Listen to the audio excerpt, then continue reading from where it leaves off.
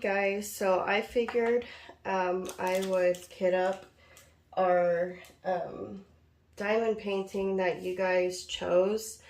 So I'm basically restarting this video because I didn't realize that I wasn't recording, but I've only done one color and I put one label on one container. If you can see that, that's all I did. Anyways, you guys chose Sisters of Fate for our whip and chat. And so this is what I'm going to be kitting up at the moment. But I figured while we kit up, I can talk about a true crime story. I want to give a warning. There is going to contain abuse and sexual assault and rape in this story. So if that is something you don't like, you don't have to watch this video. And if you want to still watch at least what I'm doing, just turn your sound down because I'm probably going to be talking about this for the majority of the time. So it's probably like 9 o'clock in the morning right now, and my daughter has been up and down all night, so I have not gotten any sleep. So I'm tired and my train of thought just goes out of the window, so I will go blank mind for a couple seconds until I can remember what I was saying, and I will try to edit those parts out to the best of my ability. But if you see that happen and I didn't edit it out, then I am sorry in advance. I am just tired, and right now she's sleeping and I should be sleeping too, but instead I want to do this video so that I can get it up for you guys. And yeah, so that's what is going on today. So the first color I did was this yellow. It's 129 and it's a AB color. So this is the first color I did. The second color is also an AB. I have 3 ABs in this, I believe. Yeah, and it's a blue. I don't have anything in there yet. And then I have white for an AB. But anyways, without further ado, let's get into the story. Let's move this down. There you go. Now you guys should maybe be able to see what I'm doing up here. Okay, so the story we're doing today is Eileen Carol Wuornos.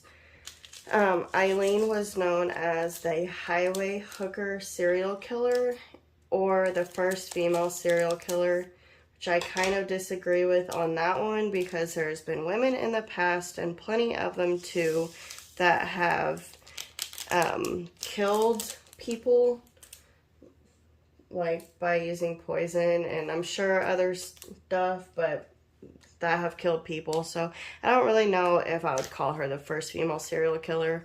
Maybe at that time, maybe. I don't know. I don't think so. But anyways, Eileen was born on February 29th, 1955 in Rochester, Michigan. Her parents were Diane and Leo Dale Pittman. Diane and Leo got married when Diane was just 14 years old, and I honestly think that's just kind of crazy to me. I don't know who allowed that, but shame. Anyways, Leo and Diane had 2 kids together. It was Eileen and Keith, which is Eileen's older brother. Diane gave birth to Keith when she was 16 years old, and she gave birth to him on March 14th, 1955. And then she gave birth to Eileen just a little bit later. 2 months after Eileen was born, her parents had gotten divorced, and not long after her parents got divorced, Eileen was just about to turn 4 years old. Diane ended up taking the 2 children to her parents' house, so Eileen's grandparents, and she just left. She never came back for the kids at all. So, Eileen and Keith are now living with their grandparents, and it was said that the grandparents were alcoholics. Now, I could not find if both of them were alcoholics or just one of them, because I found both in both I found both sides and multiple different articles and stuff that I've read. So I don't know which one's true, but I believe that they were both alcoholics, because, well, you'll see why later on in the story. Just for what simply happens in the story, I just believe that they are both alcoholics. So, Eileen and Keith were legally adopted by their grandparents on March 18th, 1960. Now, around this time, Eileen and Keith did not know their father. He kind of like disappeared after the divorce, but the reason why he disappeared was because he had gotten arrested, and the reason why he was arrested was because he kidnapped a 7-year-old little girl and raped her.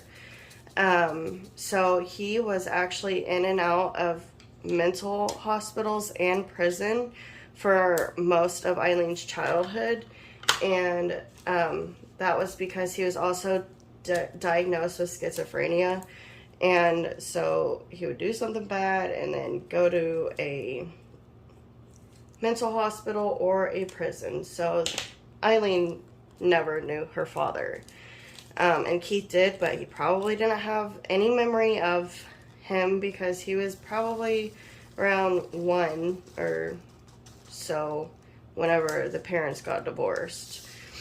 So anyways, now Eileen and Keith are living with the parents. They are legally adopted by them. Eileen's grandfather was was said to be a very violent and aggressive man. He would regularly beat the kids. I'm trying to turn this to where you can see it better. I'm sorry. He would regularly beat the kids, and this happened all the time, and I don't know if he had to be drunk to beat them. I just know he regularly beat the kids. So Eileen and Keith they just didn't have a very good start to life as it is. And then it got worse when their parents abandoned them. And I do feel like both parents abandoned them, even though the dad was diagnosed with schizophrenia. But I don't know, maybe that's just me. Maybe I'm a little bit too heartless on that subject. But by the age of, it was said that, before I get there, the grandpa would let his friends rape Eileen. So not only was the grandpa raping Eileen, his own granddaughter, he was letting his friends rape Eileen as well. So there's that. Grandpa of the Year award goes to not him. By the age of 11, Eileen was trading sexual favors / activities for cigarettes, drugs, and food at school. So she's just 11 years old and she's doing this, and it's horrible. It was said that Eileen and her brother actually had their own sexual exchanges, and so yeah, that happened, and this had been going on for several years.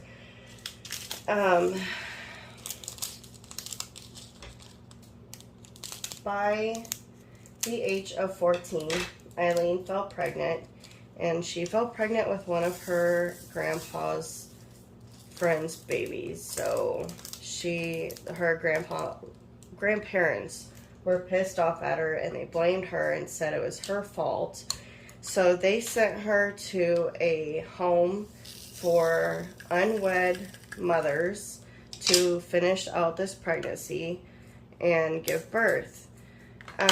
She gave birth to, she stayed there, she gave birth to a little boy, and the little boy was adopted. I didn't find any information on him, probably the best thing, because, or that's probably for the best, because I don't think his adopted parents would want to know, or want him in this whole situation. So,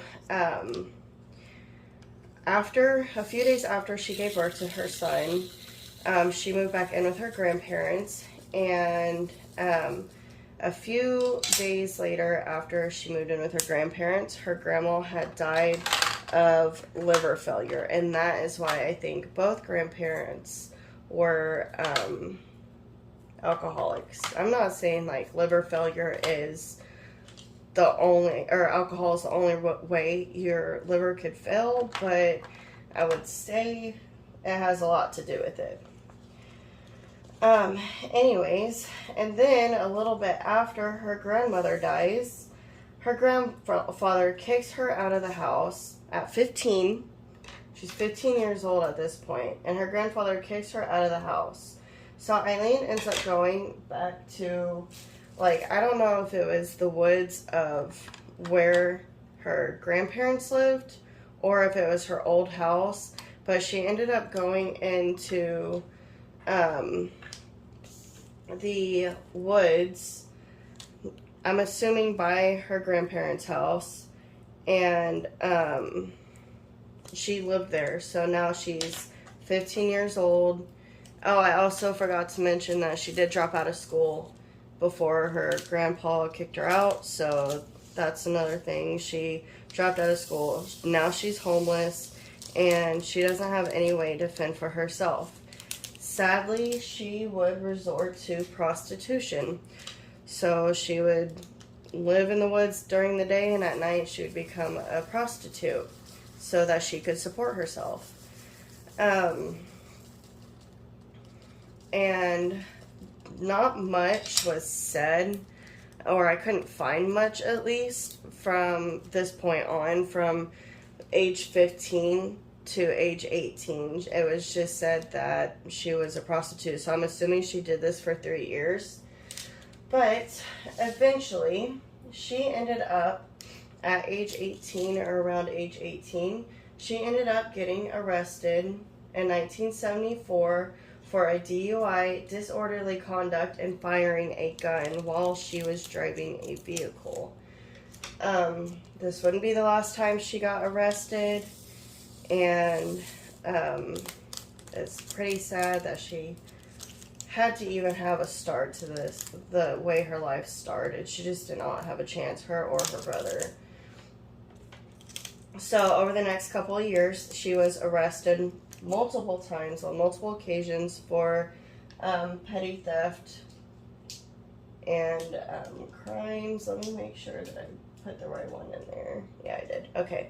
So multiple times she was arrested for petty theft and just small crimes like that, like robbing banks, or not robbing banks, but robbing convenience stores. There goes my brain shorting out if you couldn't tell. So sometime in 1976, Eileen tried to escape the life that she was living, so she packed up her stuff and hitchhiked to Florida. And it was in Florida where she met a 69-year-old Louis Phil. He was a successful businessman, and he was the owner of a yacht club. So he had that going. They moved pretty fast because they met, they fell in love, and then they got married. So not long after they got married, Eileen moved in with him, and not long after she moved in, she started going back to her old ways again. She would go to local bars, and she would get in fights, and then she would just get in trouble with local law. Well,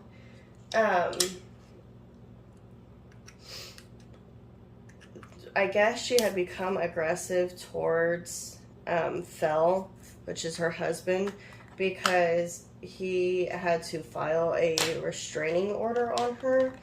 It was said that Eileen had hit him with his own cane, and after that incident, he filed a restraining order on her.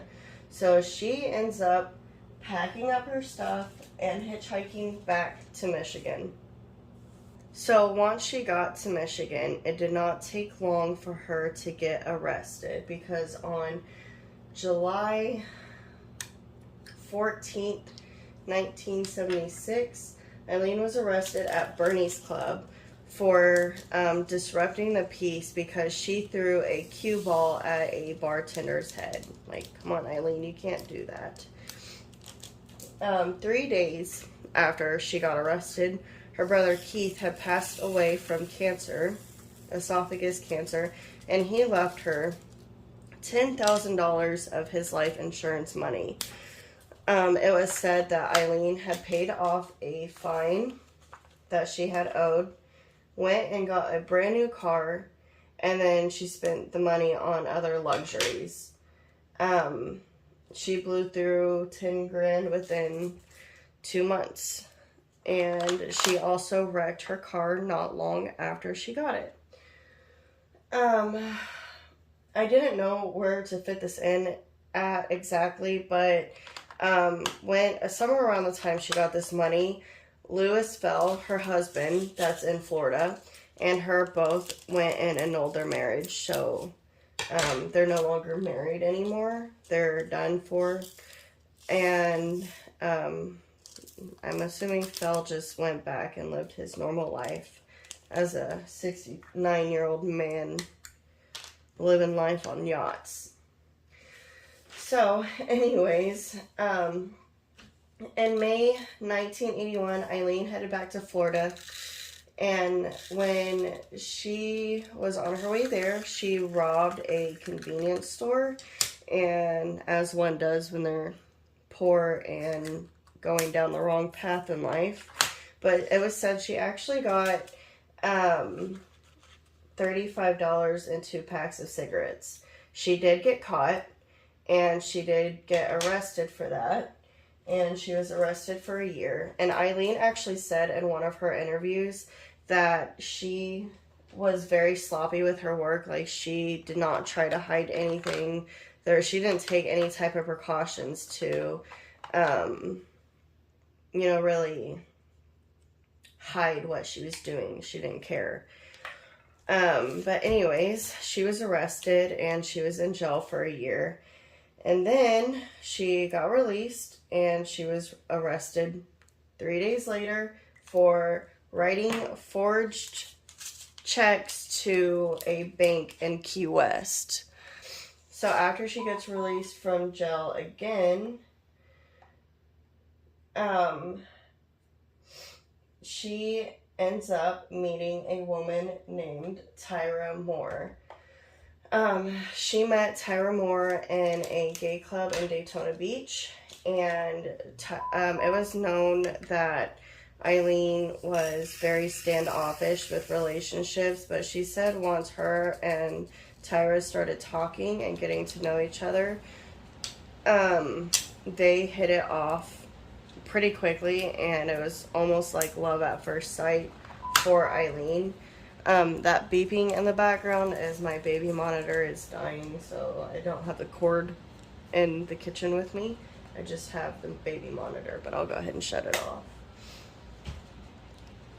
Anyways, Tyra would actually be there, like, to back Eileen up anytime she got arrested and had to go to court. She would take stand for Eileen in court cases. So Tyra would be like, no, like, I was there, this is what happened, like, it's their fault, get them in trouble. She only did what she had to do out of defense, or self-defense. So basically, Tyra is Eileen's partner in crime at this point, and she's just there for Eileen and they're just doing great. So Eileen and Tyra actually moved in shortly after meeting each other. And they didn't have an actual house. All they had was hotels, so they like hopped hotel to hotel. And Tyra actually worked at a hotel, and Eileen, she was still a prostitute. So she would be the breadwinner of the two, and I don't know why that's really really relevant at all. She was just the breadwinner of the two because she would make more money than Tyra would.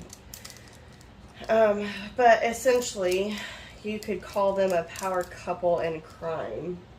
Bonnie and Clyde, if you will. So at this point, most of Eileen's crimes were not murder. They were petty theft, grand theft auto, robbery, anything she could do to, survive. I cannot get these diamonds out of this bag. But she would try to do anything she could to get by, But that would all soon change because in 1989, Eileen would go on to murder 7 men in a time span of 12 months.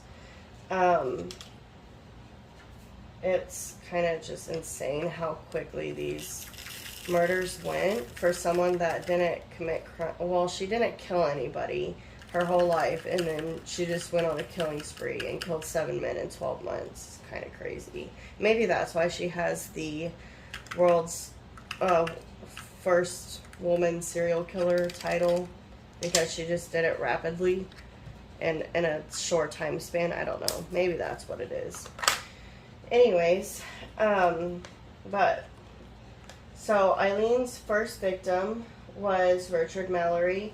He was 51 years old, and he was a store owner of an electronics store, and he would be picking Eileen up on Interstate 75, kind of at the end of November sometime, and Eileen had shot him multiple times in the chest. His body was found on December 1st, 1989, and by a Volusia County deputy. His body was found in a secluded wooded area. This was the only crime Wuornos originally admitted to actually committing. But she claimed it was self-defense, like he was trying to rape her. Now, during the trial of Richard Mallory and Eileen, prosecution actually held information on Mallory, and that was that he actually had a history of sexual assault, and he was actually convicted of rape in Maryland. But they held that information, and then once defense found out, it pushed the trial a little bit, because then they had to really prove, so was Eileen telling the truth or not. Well, she actually ended up being found guilty. So Eileen's second victim was David Spears. He was a 43-year-old construction worker, and people had said that he was a honest, good person and always made sure his ex-wife, was financially stable. His body was found on June 1st, 1990 in Citrus County along Route 19. He was naked and shot in the chest / the torso area 6 times. And Wuornos tried to also claim self-defense with him too. And that just didn't go very well. She was found guilty for that. In all of these cases, I'm pretty sure she tried claiming self-defense. but the first case, the first victim, that was the only one she really had a good shot at, because people would testify against her in every single trial. And that's exactly what they did with his case. They testified, saying that there's no way he would try to hurt her or rape her, because he was an honest man and he was a good guy.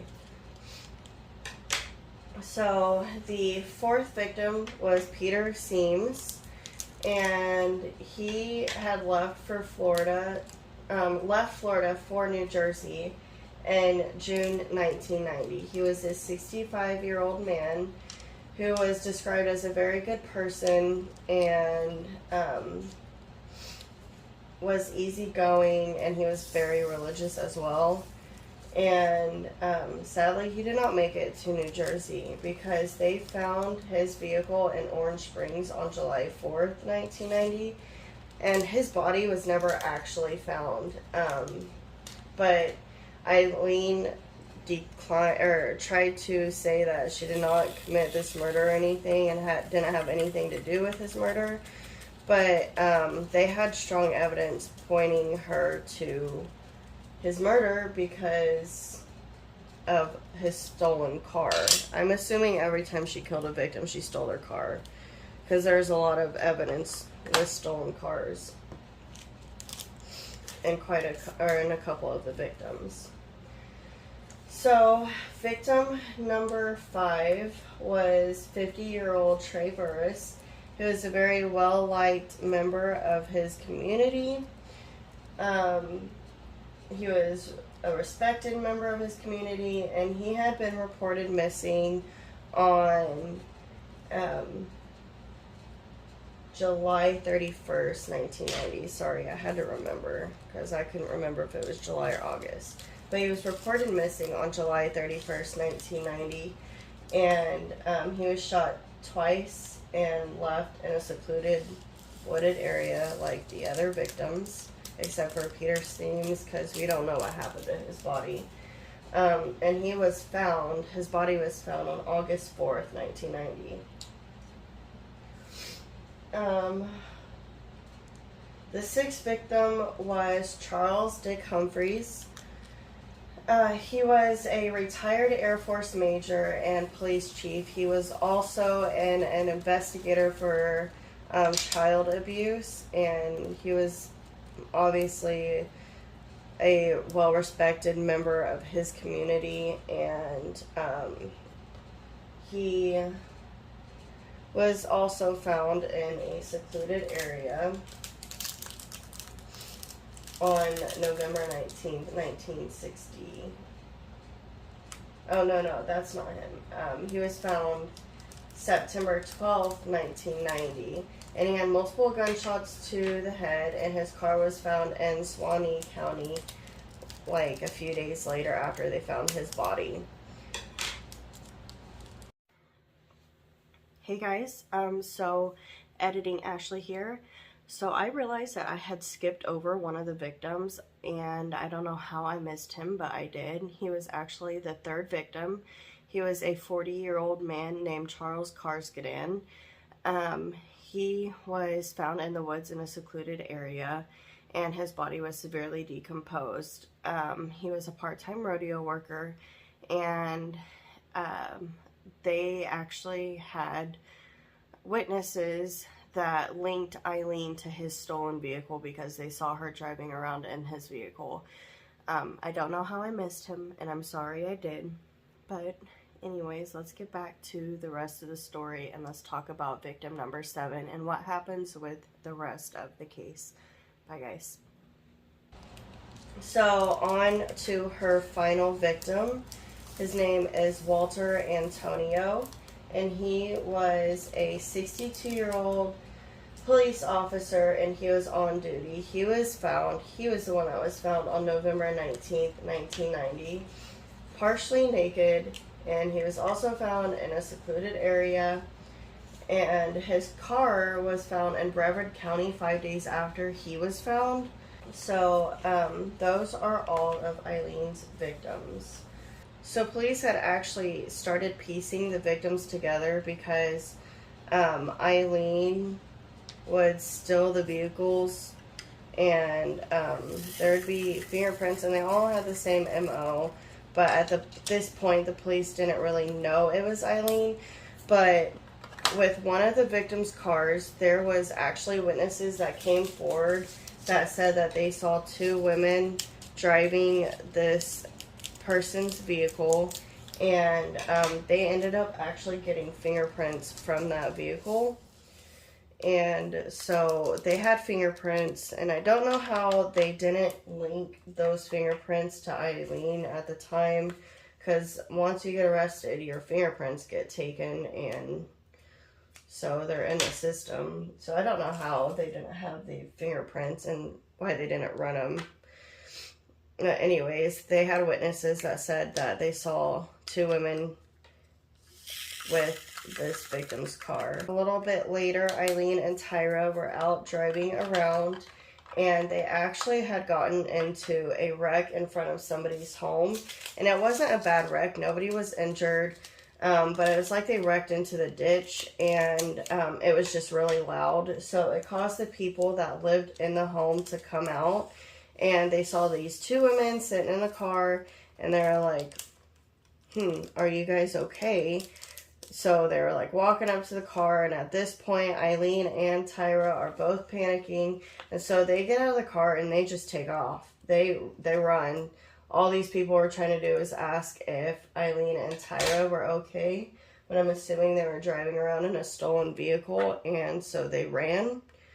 And so this kind of concerned the people that lived in the house, so they phoned up the police. And the police had them come in to the police station to give a description of both women.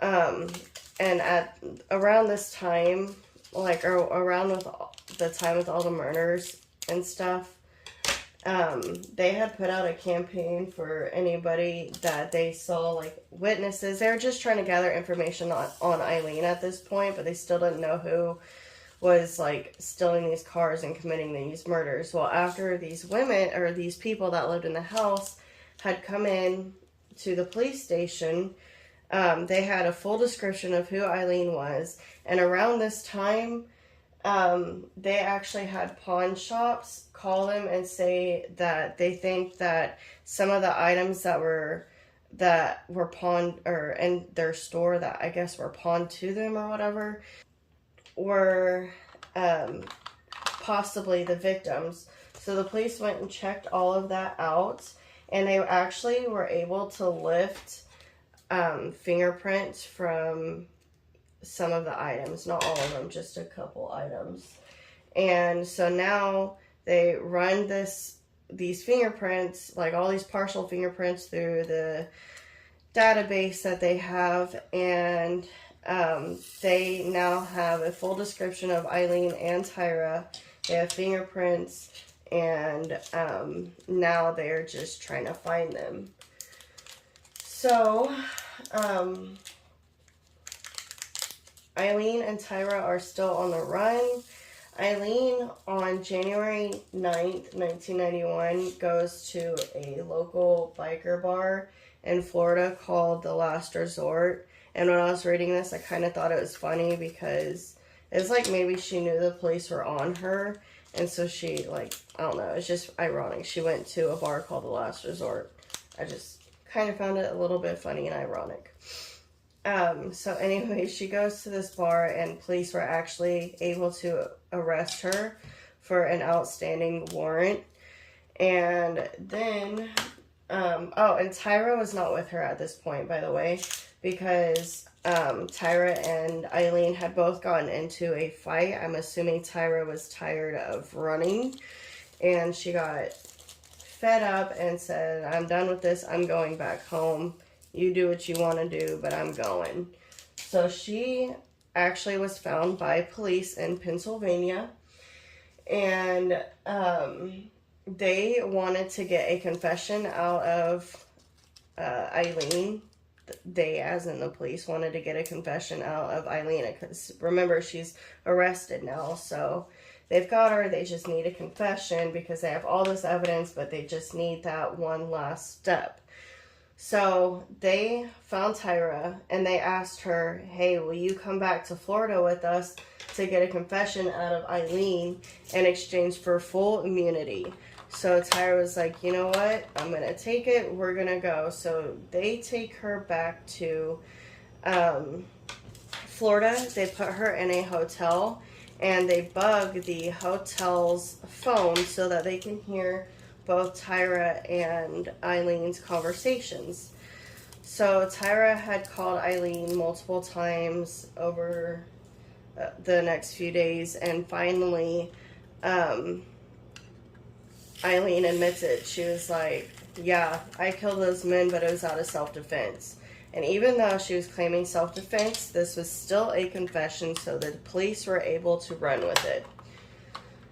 At this point, Eileen was in jail still or in prison, and the news medias, they just ate this story up, basically. They were going haywire, and it was because she was this female serial killer, and she was also lesbian, which I guess would be a big thing back in the 90s, but I don't know, I wasn't born yet. But she was lesbian and she was a serial killer. So the media was eating this story up. And they started calling her crazy and stuff like that. So while she was in prison waiting for her trials and stuff, Eileen was trying to set up something for the insanity plea. But that did not work because she went to psychiatrists and they said that she was sane, and they actually documented it saying that she was sane, basically. And so after all of that, a year later, she's still sitting in prison, but a year later she went to trial, and she went to trial for each victim, and the trials lasted from January 1992 to November 1992, because she had a trial for each victim, and then some information didn't get relayed correctly, and so it just pushed off all the trials. It was a very long, extensive thing that is probably a good idea because, you know, they need to get all the information they can. Anyways, Eileen ended up getting sentenced 6 death sentences, and they actually had Tyra testify against Eileen, and this pissed Eileen off. You know, this was her girlfriend. She was supposed to be like her partner in crime, but you know, Tyra's got that immunity, so she's like, yeah, I'll do whatever you guys want me to as long as I get my freedom. So for each victim, Eileen's story would change multiple times, and this is also another reason why it took all of the trials to just go by quicker, because there would be one day where she would say, no, I killed them out of self-defense, and then the next time she'd be like, no, I didn't kill them out of self-defense, I was trying to rob them, and I had no desire to leave witnesses, so I had to kill them. So her story would change a lot, push off her trials, and it just turned into a very extensive thing. I keep finding the same color little bead. Yeah, I think it's the same color. Hope so. Alright, so Eileen was in the Florida State Prison, waiting for her execution day, and in 2001 there was a petition in Florida Supreme Court, and Eileen had stated her intention was to get rid of her defense team and remove all of her appeals, or I guess get rid of her legal counsel and remove her appeals, because she lives by the fact that she was trying to rob the men, or these were armed robberies, and she just killed them all, or murdered them in cold blood. And I'm going to read this next part so I don't get it wrong. But this is her quote. "I killed those men. I robbed them as cold as ice. And I'd do it again too. There's no chance in keeping me alive or anything because I would kill again. I have hate crawling through my system. I am so sick of hearing that she's crazy stuff. I have been evaluated so many times. I am competent and sane, and I'm trying to tell the truth. I am one who seriously hates human life, and I would kill again." End quote. So her attorney was trying to get the courts not to listen to her because they were trying to say that she was insane. So the court had actually sent a panel of psychiatrists to Eileen to get evaluated, and all of them agreed that Eileen was indeed sane, and this is what she wanted to do, so just let her do it. Which, okay, this is kind of off topic, but on topic. In my opinion, I think she's just trying to take the easy way out, because she's not living with her, you know, mistakes and getting hate from the public. I don't know, maybe that's a little bit harsh, but I think she was trying to take the easy way out and not have to ever hear that in her life again. Anyways, Eileen would be executed on October 9th, 2002. She did not want her final meal, but she did want a cup of coffee. She would be the 10th woman in the United States and second woman in Florida to be executed since 1976. The United States Supreme Court decided to restore capital punishment. So there has been a lot of books and movies and even songs based off of Eileen and her story. And I think a movie that's actually based off of her story is called Monster. I don't know where it is. I just saw that was one of the movies. But apparently it's a good movie. So that is the story of Eileen. Let me know your opinion on the story and tell me in the comments who you want me to cover next.